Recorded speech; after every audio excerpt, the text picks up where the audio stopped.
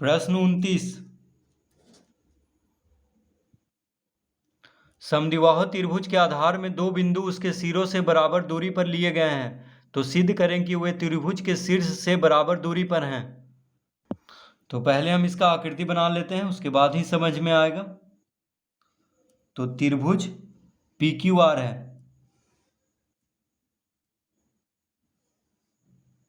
त्रिभुज PQR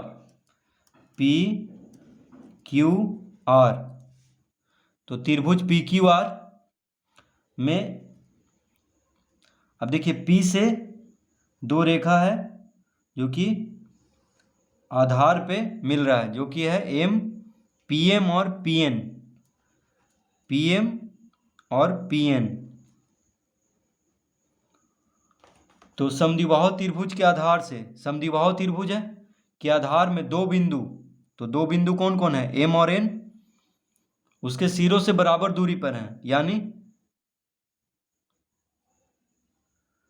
ये और ये बराबर है। ठीक है, QM और RN दोनों क्या है, बराबर है, क्योंकि कह रहा है उसके सिरों से बराबर दूरी पर लिए गए हैं। तो Q से M जितना दूरी पर लिया गया है, उसके सिरों से M जितना दूरी पर लिया गया है, उतना ही दूरी पर N को लिया गया है इधर से, R से। तो QM और RN बराबर है। और समद्विबाहु त्रिभुज है तो PQ और PR क्या है, बराबर है। QR आधार है। ठीक है, तो समद्विबाहु त्रिभुज है तो PQ और PR क्या है, बराबर है, यहाँ पे दिया हुआ है। तो जब भुजा बराबर है, समद्विबाहु त्रिभुज में दो भुजा बराबर होता है, तो उसका सम्मुख कोण भी बराबर होगा, यानी ये कोण और ये कोण बराबर होगा। ठीक है, तो भुजा कोण भुजा से ये दोनों त्रिभुज क्या हो गया, सर्वासम। तो ये दोनों त्रिभुज को सर्वासम सिद्ध पहले करना है। ठीक है, तो भुजा कोण भुजा से ये दोनों त्रिभुज सर्वासम हो गया। तो जब त्रिभुज सर्वासम हो गया तो PM और PN भी बराबर हो जाएगा आपस में। ठीक है,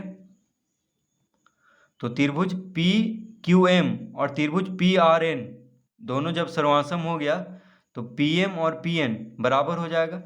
तो यही कह रहा है कि सिद्ध करें कि वे त्रिभुज के शीर्ष से बराबर दूरी पर हैं, यानी PM बराबर PN हमें लाना है।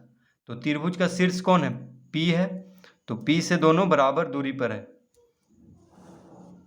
तो लिखेंगे यहाँ पे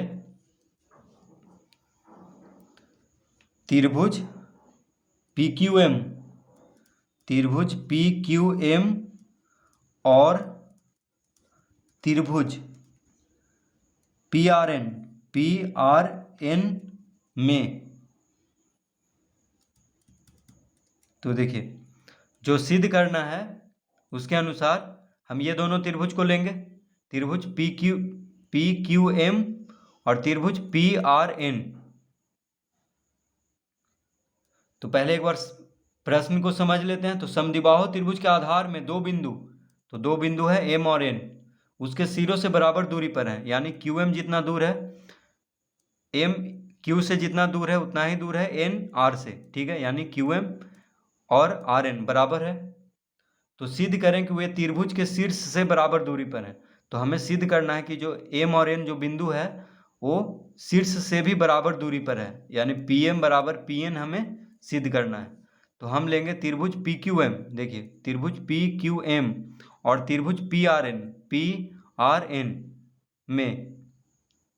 तो त्रिभुज PQM और त्रिभुज PRN में क्या क्या दिया हुआ है, PQ PR के बराबर है, तो हम लिखेंगे PQ बराबर PR, PQ बराबर PR, यह हमें दिया है क्योंकि समद्विबाहु त्रिभुज है।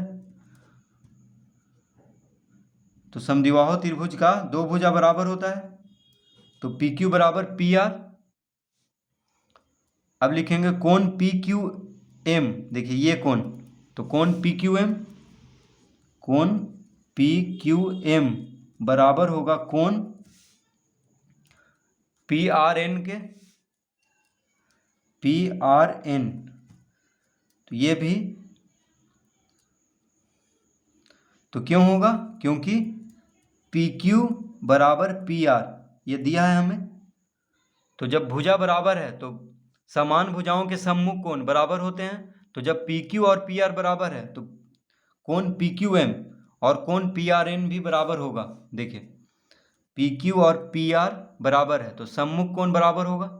समान भुजाओं के यानी जब भुजा बराबर होता है तो उसके सामने वाला कोण भी बराबर होगा। तो ये कोण और ये कोण बराबर होगा। ठीक है, इस तरह हम लिख लेंगे। उसके बाद इसको लिख लेंगे QM बराबर RN। QM बराबर RN ये हमें दिया है। ठीक है, ये तो दिया है क्योंकि दोनों बराबर दूरी पर है। तो देखिए भुजा कोण भुजा से ये दोनों त्रिभुज क्या हो गया, सर्वांसम भुजा कोण भुजा। तो हम लिखेंगे अतः त्रिभुज PQM सर्वांसम त्रिभुज PRN। तो भुजा कोण भुजा यानी SAS से, ठीक है, भुजा कोण भुजा को इस तरह से लिखते हैं, भुजा कोण भुजा। तो SAS से क्या होगा, दोनों त्रिभुज सर्वांसम। अब जब त्रिभुज सर्वांसम हो गया है तो उसका जितना भी भुजा है और कोण है दोनों का बराबर हो जाएगा। तो सभी भुजा और सभी कोण दोनों त्रिभुज का बराबर होगा क्योंकि सर्वांसम सिद्ध हो गया है। तो लिखेंगे अतः, अब जो सिद्ध करना था उसे हम लिख देंगे। तो PM बराबर PN क्या लिखेंगे, अतः PM बराबर PN CPCT से, तो हम लिख देंगे यहाँ पे CPCT। तो CPCT क्या होता है, सर्वांसम त्रिभुजों के संगत भाग बराबर होता है, तो उसको हम CPCT लिखते हैं। तो इस तरह प्रश्न 29 हल करेंगे।